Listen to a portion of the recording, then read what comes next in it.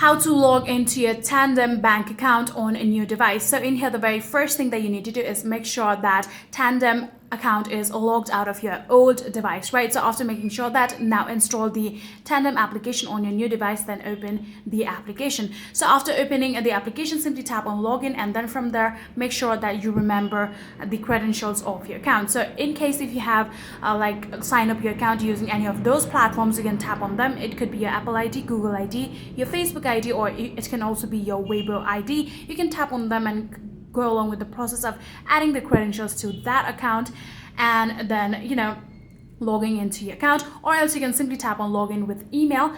If you have signed up your account manually, you can type in your email address right here and then simply add in the password of your account, then tap on login, and like that you'll be logged into your Tandem Bank account, right? So if you have forgotten your password, you can also tap on the option forgot password right here, and then you can write in your email address, tap on send, and you will actually be getting a link in order to reset your password. You can tap on that link which you'll be getting in your email inbox.